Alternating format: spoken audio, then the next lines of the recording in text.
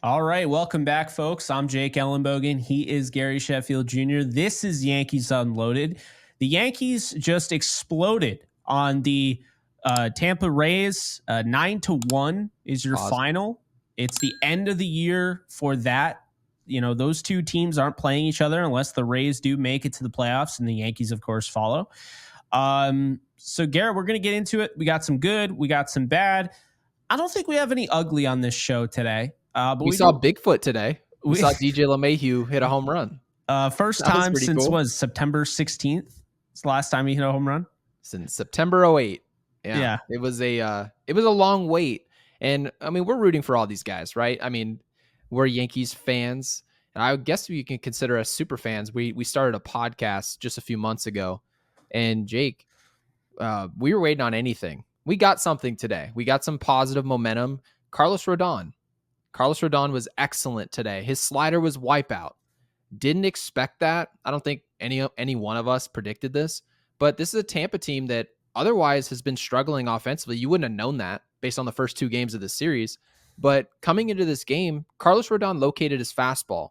And when you do that, you speed up bats. Guys are trying to cheat to the fastball. They can't just sit on a fastball middle, get that little dookie cutter he's working on and put a ball in the seats. No, he made one mistake today. Obviously gave up a homer, but that's okay. You can give up a homer, but it's about what you do throughout your start. And I thought Rodon's start from start to finish was phenomenal.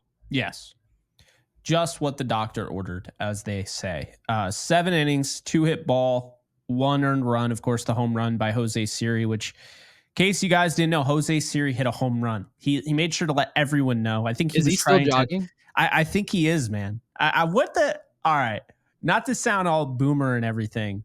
But what the hell is that? I'm gonna stop on third base and just do this.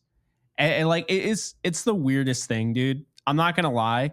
A lot, I always thought, like, growing up as a kid watching baseball, like your dad hit a home run. Like, he just looks like such a badass, and like guys trotting the bases, they just look like a badass hitting a home run.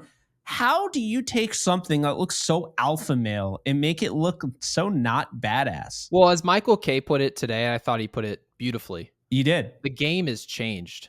Boone actually mentioned this, and he said this game has changed, man, because it makes you furious when you see this, and especially you're talking about, this isn't Ronald Acuna Jr. No, that's running around third base and high-fiving his coach and showboating. On base percentage, Jose. No, this is a dude hitting 200. Okay, it looks like he put more emphasis on like his earrings and his appearance than he did preparing to play baseball. But having said this, Jake, when you do that, it infuriates the opponent. It makes our fan base upset. You obviously saw at Yankee Stadium, people were pissed. Oh, but yeah. I will say this, Jake. If you don't do those type of things, as if you're Siri, no one talks about you. Okay. Yeah, like true. I think I talk about my Apple Siri more than I do this Siri. Okay. So this is not a household name. This is not someone that we came into this game circling and penciling. How do we stop this guy? No, him running around third base in the fashion that he decides to do it is the only time we will talk about him. So that's part of the reason why he does what he does. Now, the Yankees have tried to rebuttal by it seems like they didn't want to go the physical route, which is hitting him, right? They didn't want to get involved in that. Obviously, we need these games, and that's part of the reason why that happened. The Yankees decided to do it by also running slow. So we watched an entire series where no one wants to run around the bases. Everyone's just showboating and saying, F you, no, F you, right? That's essentially what this series has been about. And thankfully, the most important thing today was that we won the game. We haven't been doing a ton of that. So, we'll take it. No, it's true. It's funny because you and I had kind of a similar thought process on that. It's just kind of like, I don't know. I mean, am I offended by it? No. But it's one of those things where, like, I totally get what you're saying. Siri has to kind of make a name for himself, I guess, in a way. But, at the same time, it's like, yeah, dude, just naturally, the home run trot just looks so badass. And Siri just somehow made something, again, that looks so cool. They call it growing the game, remember? That let the kids play. Letting the kids play is just being a fool. Yeah. Acting out of your mind. Exactly. That's essentially what letting the kids play. I'm all for like a bat flip. I don't frankly care about a bat flip. It never bothered me. Like watching Juan Soto flip a bat against Verlander in the World Series at 21, 20 years old, that never bothered me. We're not upset over a bat flip. The Jose Bautista bat flip that we saw in Toronto never bothered me. How do you get upset about that? But when you're talking about a player who's practically walking around the bases, we're just staring at you, waiting for the next play to happen. Yeah, it's like you're just... Can we get on? Like, that's the thing. A bat flip, it's like you have your moment. You just hit the home run. You won this matchup, this 1v1. So you do your thing. But after you get out of that, like, batter's area, why, like, a trot is already slow enough. You know? It's a jog. Like, it's a valet jog. Okay, like, this is not a fast jog. Yeah, the walking though is like, what the hell? Now you're just, and that's why the fans were annoyed. Because like, I want to get on. We're pissed. They just gave up a run. I want to see the next pitch. Yeah, Jake. Last thing I'll say about it: the inverse of that is people say, "Well, just hit the ball and run like you've been there before. Like get around the bases." And I don't necessarily love that approach either.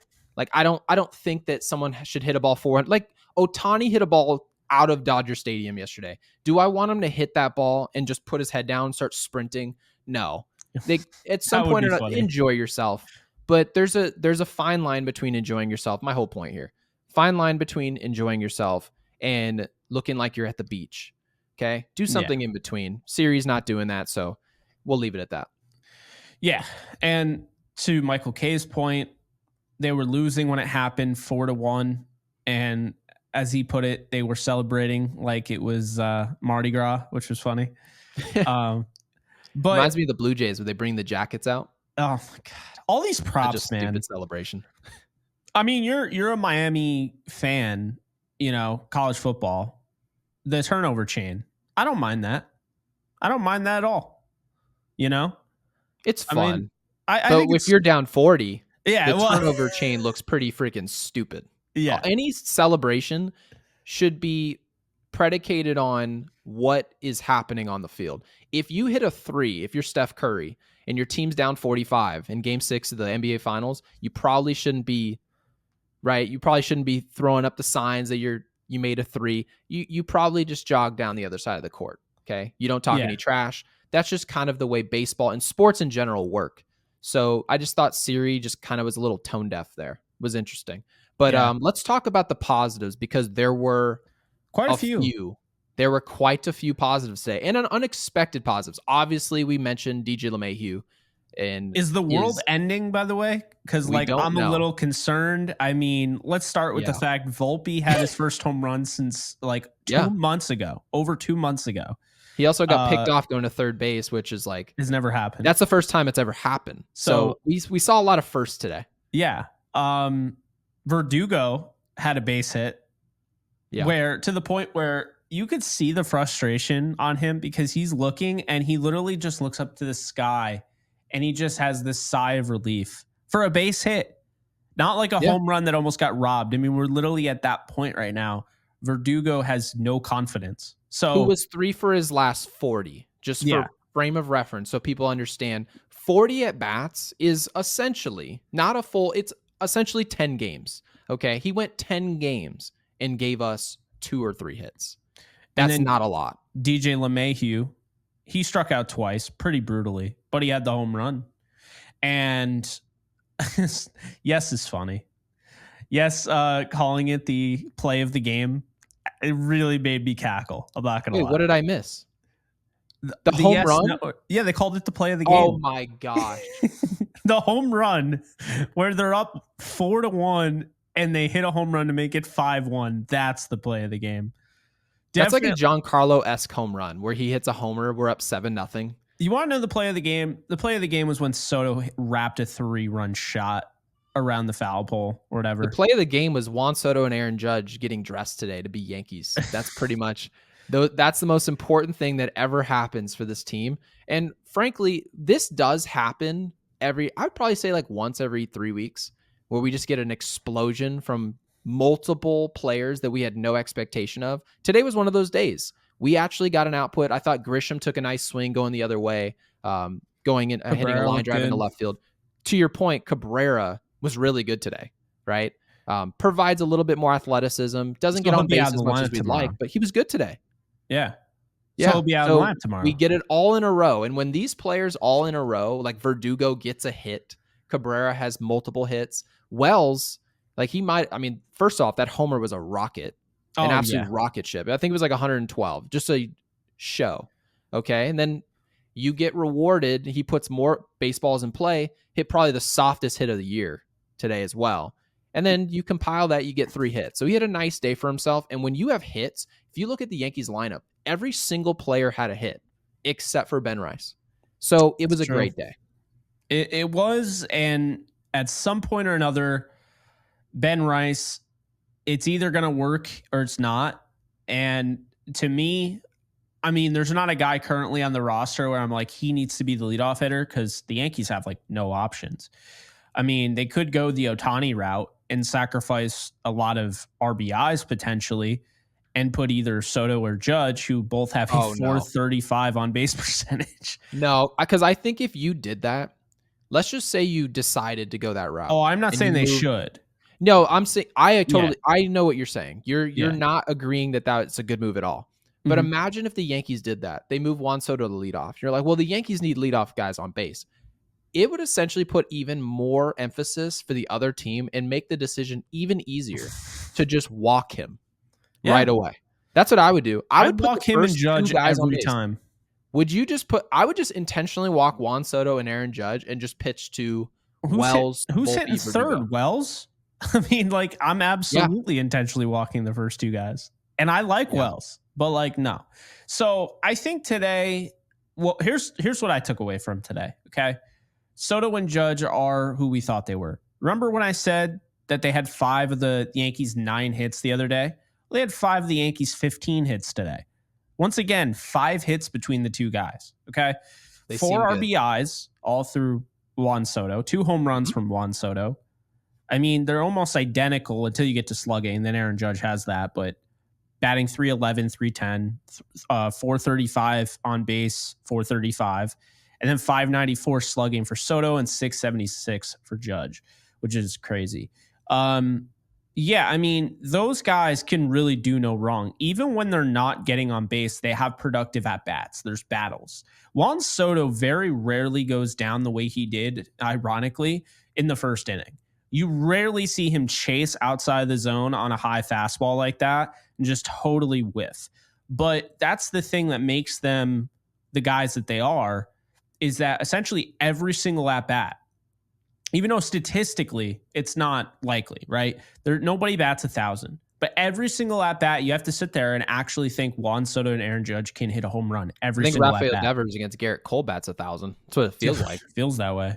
But to your point, Juan Soto, essentially, he's a master at his craft. His entire job is, if you're around the strike zone, I'm going to foul off pitches until you make a mistake. Then I'm going to do damage with that pitch. Or if you're outside the strike zone, I'm going to play myself into a position where you're in a hitter's count and you have to throw the ball into the middle of the plate. And I'm going to do damage with it. That's hitting. That's offense. That's this game of baseball. Every single player in our lineup, that's their job, is to manipulate the count to get a pitch you can do damage with. And if they don't give you any pitches to hit, you allow the next hitter to take on that challenge. That's something that Juan Soto's mastered. And it's something the Yankees haven't had enough of at all over the years. So to have him here is so refreshing. And it honestly makes my stomach quiver thinking that the Yankees might potentially not have this player next year, because there are no guarantees. I would say I do expect him, Jake, to be back. I don't see how he can show his face at Yankee Stadium and not get that done. But we've kind of had this conversation over the years. Like, we said that about Aaron Judge. We said it about DJ LeMahieu, right? We've said it about pretty much every player who's in high output asset for the Yankees, is that the Yankees have unlimited money, essentially. Write a check. So what? Who have they lost?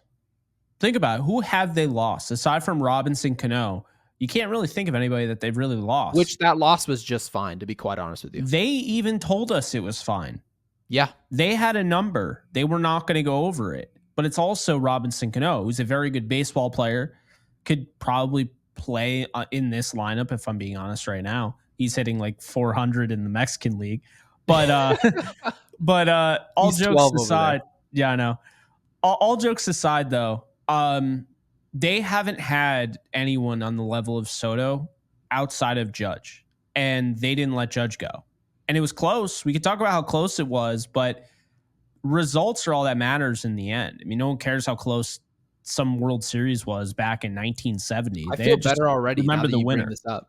Yeah. I actually feel better. We just don't lose players. The Yankees don't do that. They really don't. And that's the thing. Like, who have they lost aside from Cano, who they literally told us, hey, we have a plan. We're fine. It's all good. They really haven't lost anybody. So I started thinking about that, and I really don't think he's going to go anywhere. Plus, I also heard something, like he said something interesting the other day.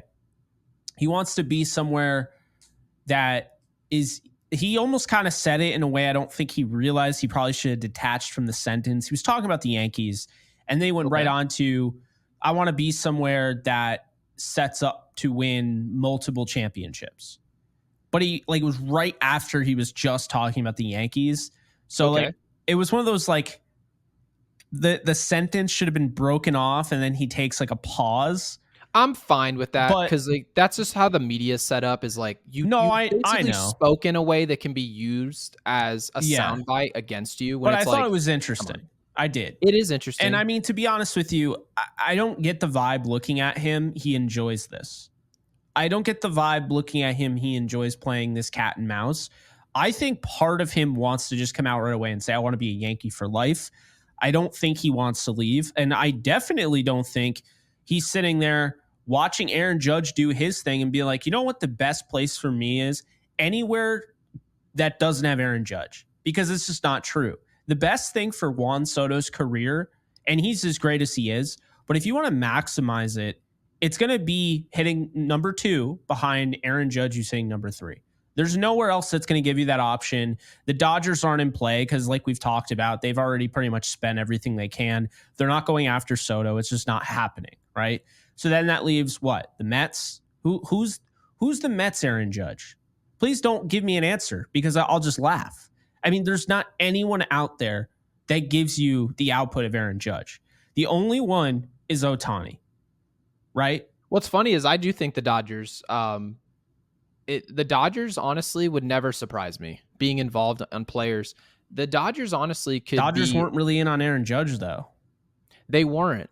So they definitely weren't. I don't think they seem like they picked their battles for sure. Yeah. And I think that's why,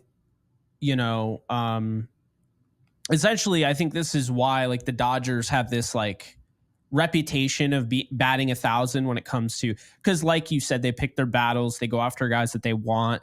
They're not just getting everybody. They're getting guys that they believe they've targeted and everything. And I also think Juan Soto made it very clear he doesn't want to play on the West Coast. He wants to play on the East Coast. I didn't hear that. Yes, that was last year. That was last year. That a lot of that stuff had come out about him not wanting to play on the West Coast. It was also why the Padres started becoming more interested in trading him away. Why would you ever say that? Like really think about that just for a second. I live on the East Coast. I don't know why you'd want to live here. I'm all for him making as much money as possible. I assume he's going to be back with the Yankees because Hal Steinbrenner has an obvious decision to bring back his second best player. But why do you think the Mets are always pushed? It's because the East Coast comment. I mean, that's fine, but why would you want all the West Coast teams to be like, well, he doesn't want to be here and then not get involved in negotiation? You should be using these teams. Scott Boras should be using these teams. I still feel like it helps in a way because it's like, oh, well, he wants to be on the East Coast, but if I pay him this amount of money, like now you have to overpay. And it might cause a team like the Padres, not saying they do it now, but a team like that's watching the Dodgers get every single guy, be like, man, we could offer him $800 million. People might laugh at us, but we get the last laugh in the end because we get Juan Soto for the next 13 years.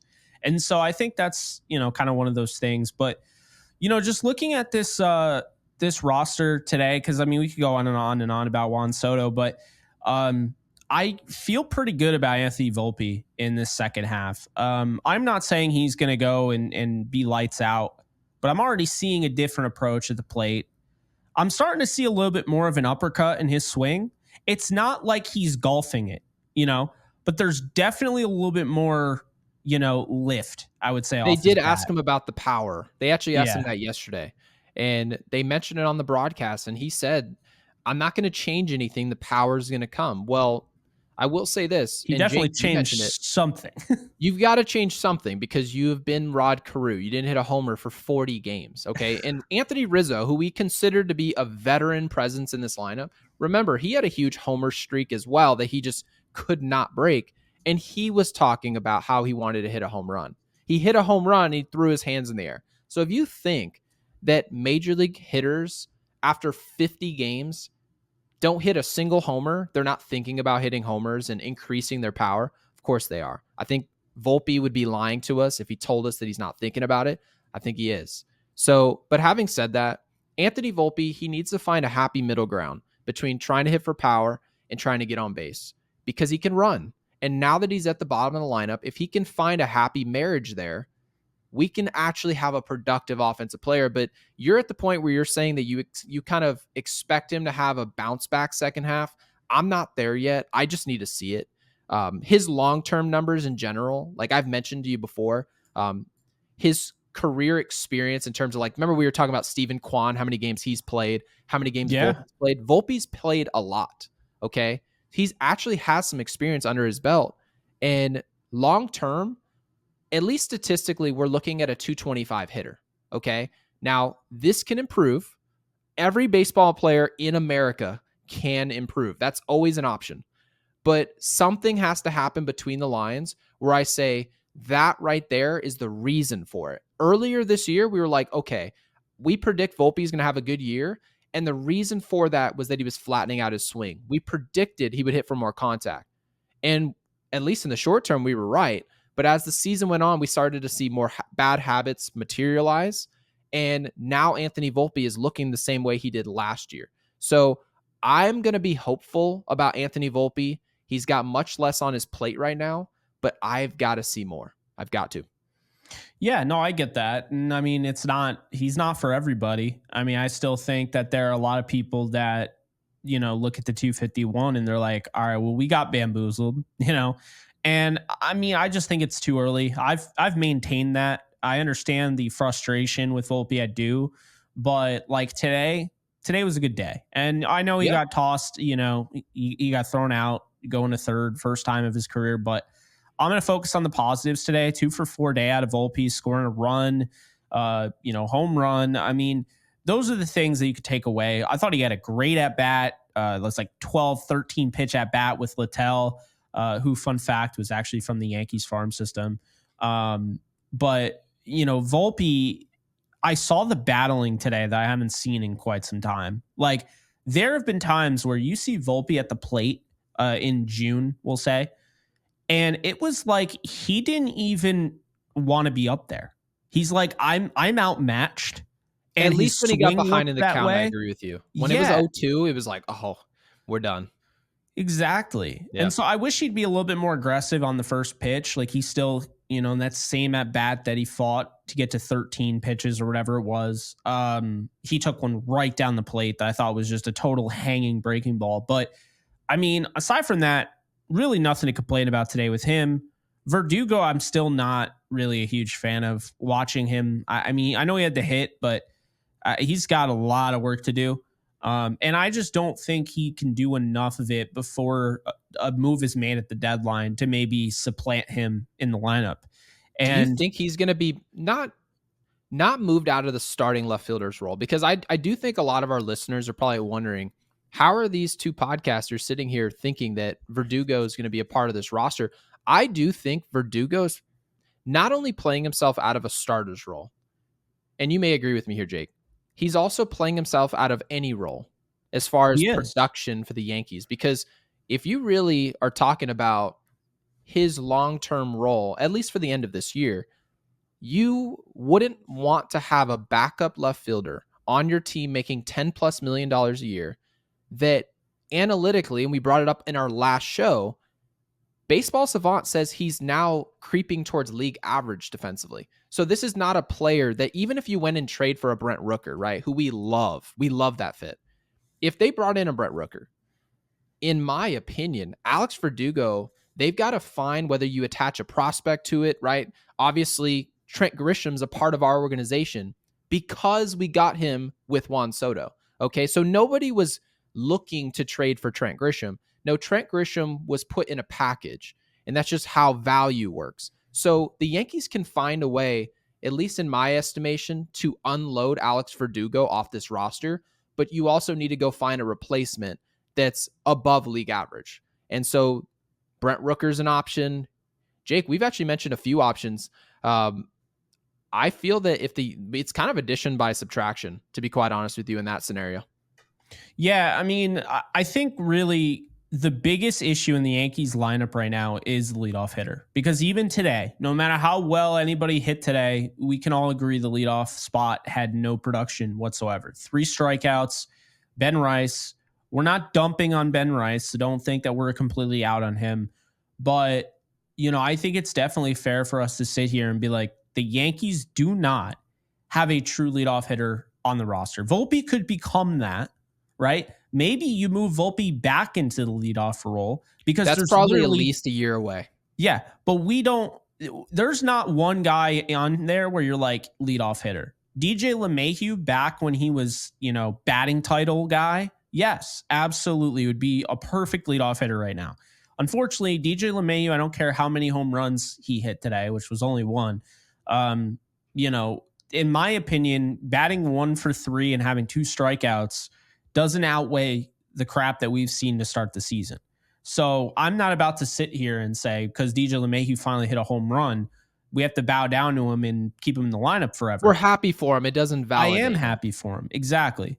But here's what I do want to say is that the Yankees leadoff spot is more crucial than ever before having Soto and Judge. You have to get guys on base. You're leaving runs off the board. Okay. And I went through before we, did this, I went through and I looked for every single leadoff hitter as of yesterday. Okay. So everyone that was in the lineup yesterday leading off, I didn't get too crazy with it. I'm sure maybe there's a leadoff guy that's banged up or whatever, but all the leadoff hitters as of yesterday, okay, Ben Rice, his OPS today, or on base percentage today, 297, is the 3rd worst of all leadoff hitters in baseball.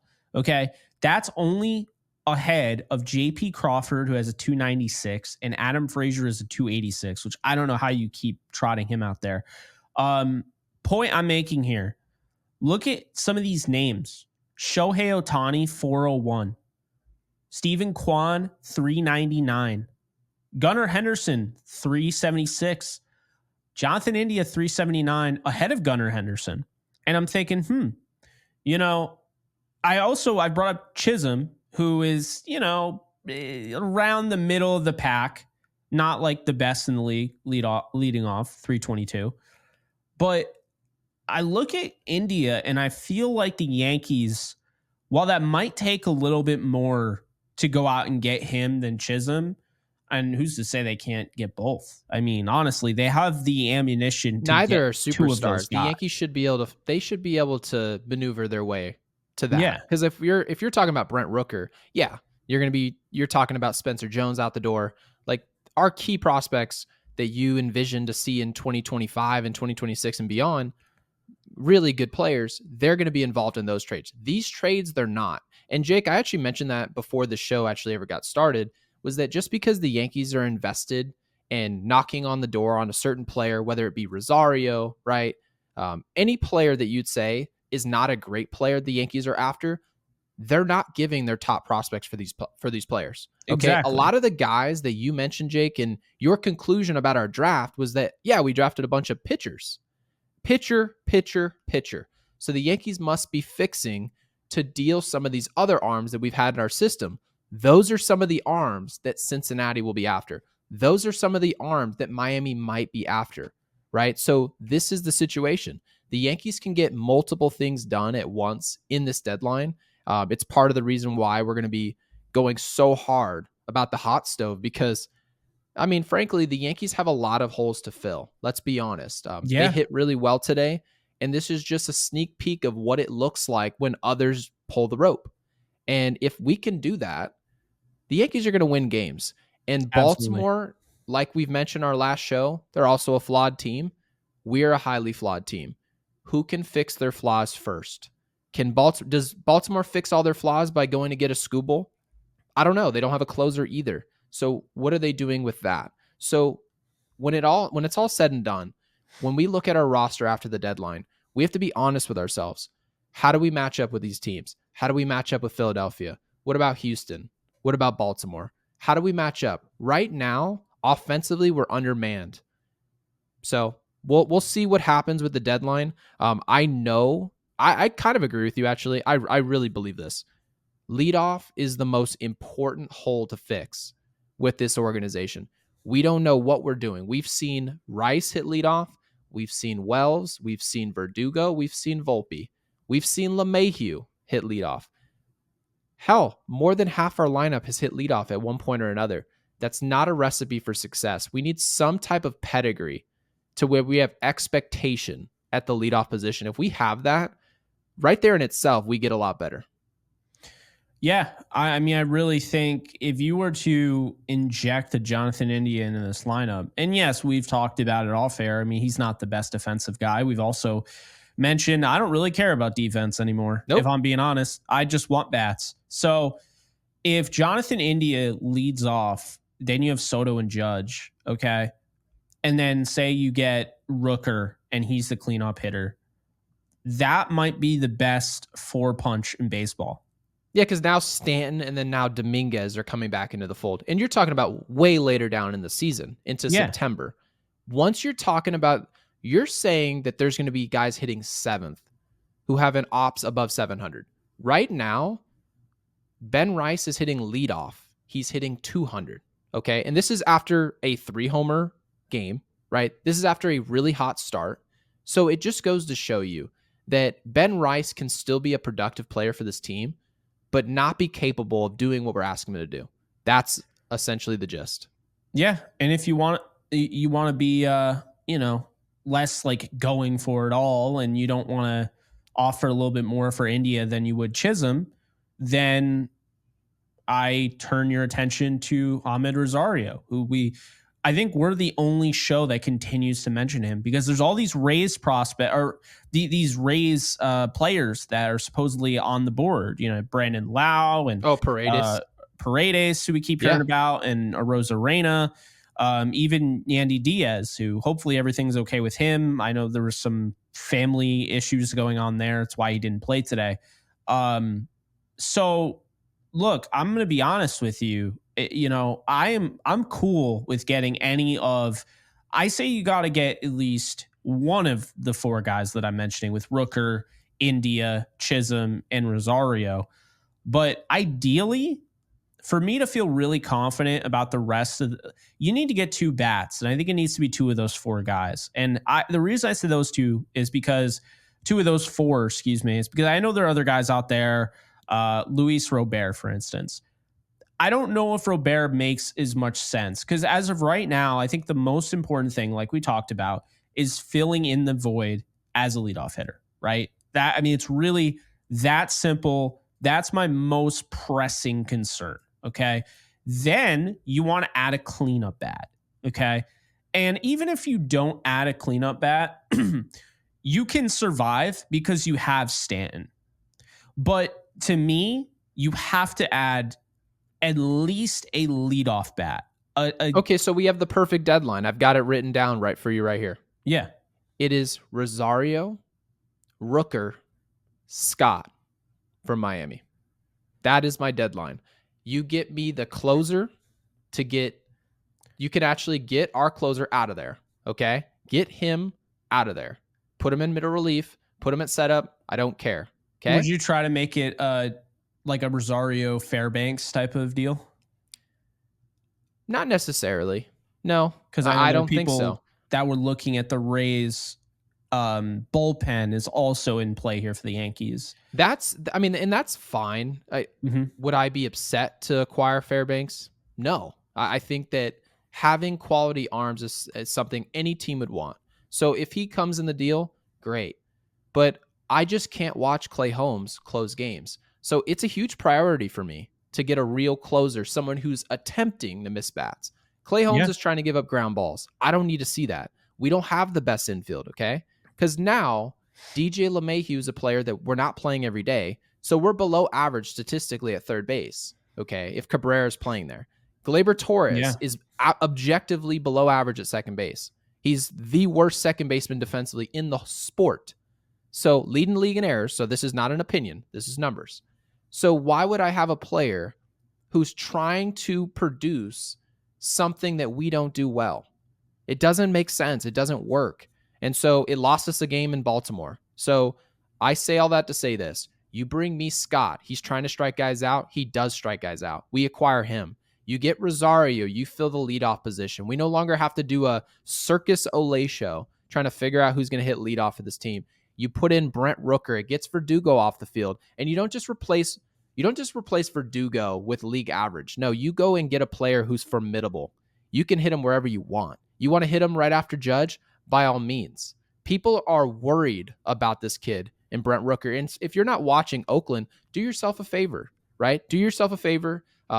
We don't necessarily love to watch Oakland either, unless Mason Miller's on the mound or Rooker's hitting. And frankly, they've got some talent. They've got something to work with. We're not going to be the only teams calling on these guys, but Jake, if we can get that stuff done, we add multiple bats, we actually figure out what we're doing at leadoff, and we can close games. That, in my opinion, right there is most of the problem. And if that happens, I'm looking at Baltimore. You can go get Scooble all you want. When we get into a close game later on in the game, I trust our lineup with those additions and what we have at the back end of the bullpen to beat out some of these teams in the postseason. I just find it funny because when you look at Rooker, he's hitting cleanup in that lineup. Do you know who's hitting second right now? In Oakland? Yeah. I mean, it might as well be Coco Crisp. I have no idea who that is. No clue. Miguel Andújar. No, he isn't. Yes. He's hitting 304.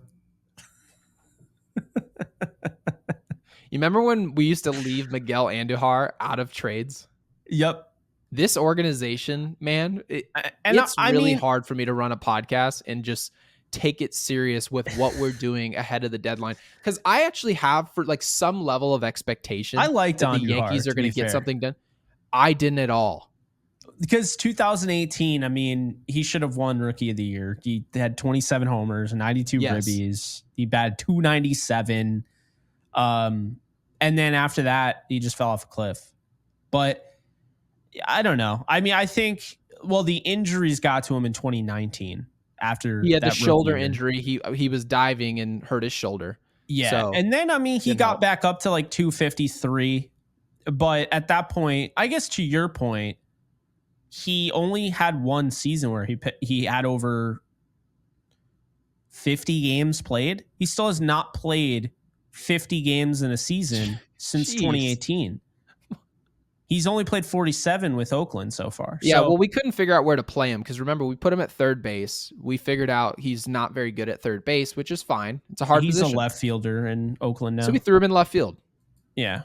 And left field is the hardest outfield position in Yankee Stadium. So it was tough sledding, to which we learned with Aaron Hicks, because Aaron Hicks wasn't getting the balls on a scooter in left field. So it was a tough watch. So another name that came across my feed today, kind of a throwback, and I mean the OG supporters of ours. Like we're talking like the original supporters. On my Rams channel, before I made it just a Rams channel, you and I did an MLB trade deadline live stream that went like 3 hours, whatever. And it was like the worst deadline ever. Like I think the Yankees only got Keenan Middleton. And I was so convinced. I was so convinced they were going to get Ohtani. Remember that? Yes, you actually made the prediction. You're like, the Yankees, I think. And I understand why you thought that. Because if you're a Yankees fan, you watch not the deadline, but the lead up to the deadline. Some of the moves for the Yankees are so obvious. Like, for example, hey, you know what would be a really great pickup for the New York Yankees? How about acquiring a future Hall of Fame left-handed hitter in Bryce Harper? And they're like, that'd be too obvious. Yeah, but have we made you aware that we have Brett Gardner? And they're like, well, I like Gardy. Can't have too many Bretts. They're like, we don't have a need. I'm like, what do you mean you don't have a need for Bryce Harper? You have Brett Gardner in the outfield. He doesn't need to play first base. It doesn't even matter. You could actually, and I'm not kidding you, Jake, you could have Brett Gardner signed to a long-term contract, have a center fielder signed to a long-term contract, and Aaron Judge in right field, where you're like, well, we have literally nowhere to play this guy, and a first baseman under contract. If Bryce Harper, who grew up a New York Yankees fan also, okay, if he's available, you just sign him. You don't worry about you just figure it out afterwards. You just figure it out. And the Yankees were just like, it's just, we can find other ways for our value. I'm like, this isn't the NFL where there's a pie chart of money. It's just you writing a check and then he shows up as a Yankee. And so it's the same thing with Manny Machado. We were just like, we don't need Manny Machado at all. We don't need him. And we haven't had a third baseman worth a hoot in however long. I actually didn't want Manny Machado. Why? I just did not like him. Oh, you didn't like the person? I don't like him. No. Well, I mean, I love players who hit 310 and hit 35 bombs. So put his ass at third base. I hear you. That was what I was saying. I hear you, but also keep this in mind. And I think it goes back to us doing this. A year later, we're doing a Yankee show. I'm way more of an analyst now. I think like back when we were doing it, I definitely was thinking more like fan wise. I was an informed fan. Now I feel like you and I are analysts of this team. Like we could be fans, but I think we're analysts first for sure. And like now I never in a million years see them trading for Ohtani based on where they were last year. Like, I don't even know why I thought they would do that. So I think it's going to be, really cool. And I guess the reason why I brought that whole thing up is because, we had talked about players like Candelario who were available at the deadline. And one name that I wanted the Yankees to get last year, not Ohtani, that I thought would have been a perfect fit in the Bronx, could lead off and had some sneaky power, was Lane Thomas. Do you remember him? With the Nationals. From Washington, right? Yes. I just recently saw his name come up in conversations. So for us, like just being connected to teams that need like outfield help. Okay. And whatnot. So just in general, just some general interests around the league, which means like, okay, he's somewhat on the block. So if the Yankees want to circle back to him, they can. That sure. would intrigue me. I mean, first off, there's not many that run the bases better than he does. There's not. He's got 25 stolen bases this year, 93 percentile sprint speed. Are we going to tell percentile if we sign Lane strength. Thomas? Would you consider him an option at leadoff? I mean, his expected batting average is 273, right? And currently he's hitting 246. He hit 268 last year. On base percentage, he's a career 315 guy. So, comparatively to who they have, yes. But are you going out to get him to be your leadoff hitter? No. Right. You'd be going out to get him. It would be to replace Verdugo. It'd be like to go out and get a guy who has even a stronger arm than Verdugo. He actually has crazy sprint speed, so he's a threat on the base paths. Okay. And he doesn't chase at all. Does not chase at all. Doesn't really whiff. Now he doesn't have the best bat speed in the world, but I can get away with that, right? And his average exit velocity is 89.1, which still isn't that bad. His expected batting average is in the 79th percentile. I think this is somebody who's having kind of a down year, playing for kind of a, on a meaningless team right now.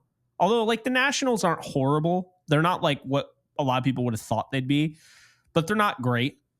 But I think, at age 28, I think they have another year of control.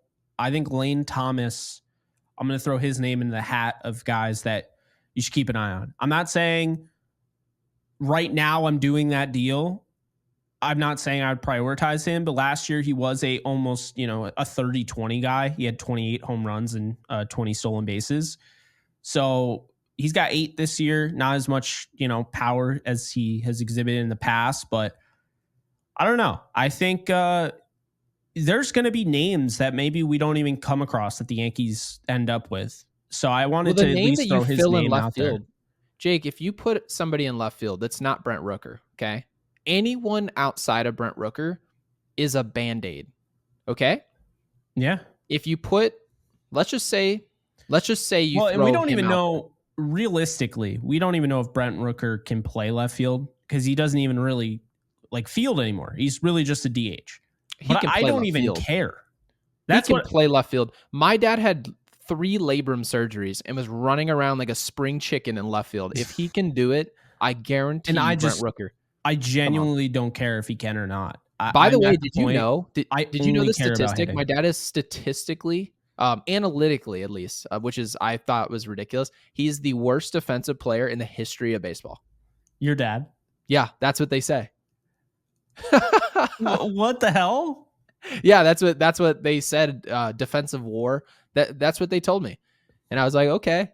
But simultaneously, these people will be like, well, your dad's a bubble Hall of Famer. I'm only going to talk about this for just a second, but they call him a bubble Hall of Famer. But then offensively, his offensive war, which they treat like the Holy Grail, right? Remember, they just used it. Offensively, he's a better hitter than Vladimir Guerrero. So, I guess what I don't understand is how can you have a negative defensive war when you have that arm, that accuracy throughout that many guys? I don't know. That doesn't it's kind of the same shit where I'm like, I hear all the time, the cool thing. Remember when analytics came out and the cool thing was to kind of just trash Derek Jeter every which way? Be like, he wasn't actually that good of a fielder. Yeah. Mm-hmm. Well, you're talking from a spreadsheet. I actually watched Derek Jeter play baseball. These kids that are telling us how it is didn't even watch this guy play. Right, because what are the odds? The flip play that he made against Oakland, right? Let's just use that standalone play. Yeah. If you brought somebody who analytically, let's use Andrelton Simmons, who analytically was one of the best defensive shortstops these past 25 years, okay? Or Rafael Furcal, take your pick. Now, what are the chances that one of those two makes that flip play? I would say at the very least, it's possible. Is it likely? No. So having said that, if a player can make a play that an all-time great shortstop may or may not make, that player's not a bad shortstop. It just doesn't exist, okay, in any way possible. So Derek Jeter, while he's not one of the greatest shortstops defensively of all time, he's definitely not that. He's probably closer to just league average defensively at shortstop and an all-time great hitter. And that's what the total package of that and being incredibly clutch in October and then in November for the short term, that's what leads you to be Derek Jeter. So, and we've talked about how much pressure it is hitting leadoff for the Yankees. And we see Ben Rice not be able to do it, all these different players. We talk about reasons why they can't do it. Derek Jeter not only did it, he did it every year for 20 years. So, exactly. Pretty good. So miss me with that. Yeah. What was the thing that Jose Siri was doing on his way home? Yeah, I don't know. He was doing this. And then he was doing this.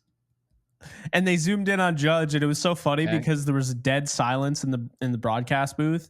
And then Paul O'Neill was like, oh crap, there's dead silence in the broadcast booth. I need to say something. He's like, yeah, and these Yankees look ticked off or whatever he said. And I was like, I don't think they were ticked off at all. I just think the best response I think Aaron Judge was I think he was just kind of dumbfounded. He's like, Jose Siri of all guys. So yeah. Anyway, I think that's gonna do it.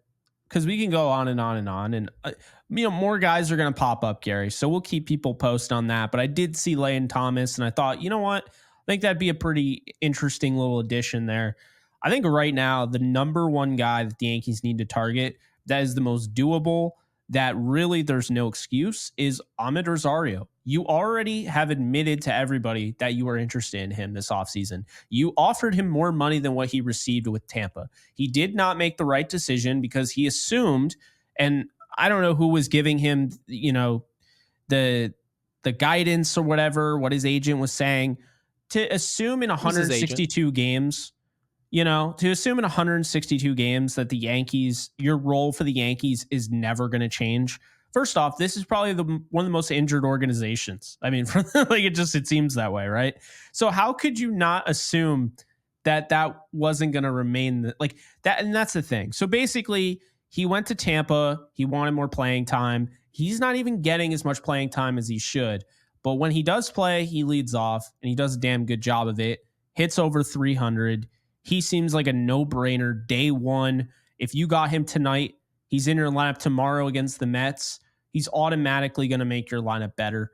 They need to focus on that. I want Chisholm. I want Rooker. I want India. You're not going to get all of them. But at the very least, you have to get somebody like Rosario because he's not going to cost you that much. And just having him in that lineup is just going to be night and day. Like having that table setter will take the load off of everybody in the lineup. Should be in theory. And I guess you can say that based on the guys that are in the lineup, they're kind of doing what you would expect those names to do. Just look at the names. You don't really have to dive deep into the analytics. Yeah. Look at the names. Like, look who's hitting 6th for the New York Yankees. Look who's hitting 8th for the Yankees. Do you expect those guys to play well in October? If the answer is no, then the Yankees got to get busy. Or they've got to call up a prospect. So you take your pick. I'm on the side of I'm not going to rely on B-Boss to hit in October, okay? I would love if he got called up and they let him see what we have there, maybe for the trade market, who knows, right? Or fill a role. But you can't look at a player and say, well, that guy's on the other side of 35. He's not going to perform. Well, then why is he playing for the Yankees? Find a replacement and then spare me with the pleasantries. No, I agree. And I mean, he should have already been up here. These are such valuable days and reps that he could be getting right now. But I mean, they run their organization how they run it. I mean, there's no denying that. So get good. Yeah, so get good. So that's going to do it. We are 9 days away from the trade deadline. It is coming fast, not fast enough, because I think we're just ready to see the Yankees get better, get good. Yeah. And hopefully Rosario is part of their plans. Hopefully some of these guys are part of their plans. And I mean, we didn't even talk about starting pitching because who's going to talk about starting pitching after the day Carlos Rodon had? I mean, the first thing you're thinking is not going out and getting Crochet when you have that performance out of Rodon. But we'll see. That's going to do it. Tomorrow, Yankees and Mets finishing their 4-game series that they always like to break up. It's like in, I don't know, a month or two in between.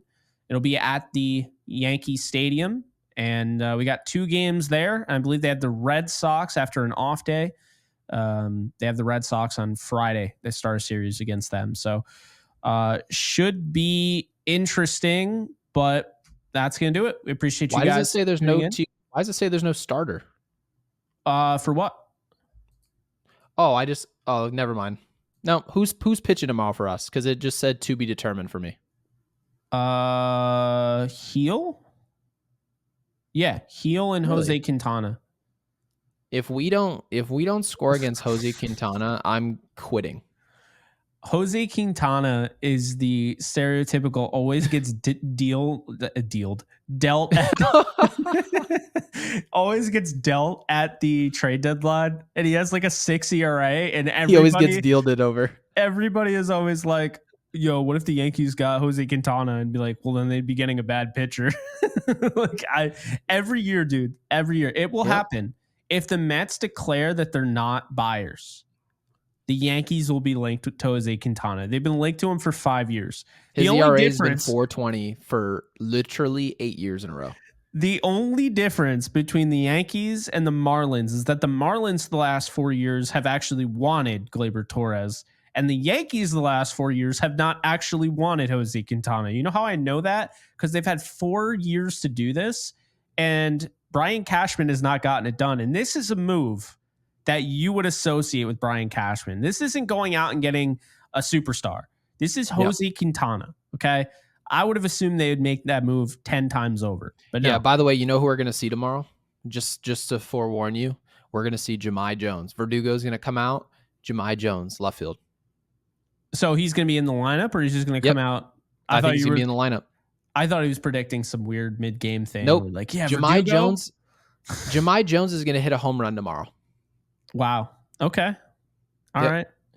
Yeah, I feel like this is going to be like a wicked low-scoring, boring game. I don't know why. There's no reason it should be.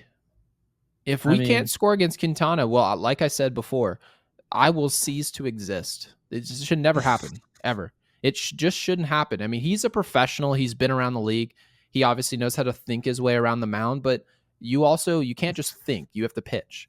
And there's no reason to get shut down by a pitcher like this. This is someone down their rotation that we should be able to handle as a serious organization, which I guess some people think we're not. Some people think we are. If we want to be serious, you got to win these games.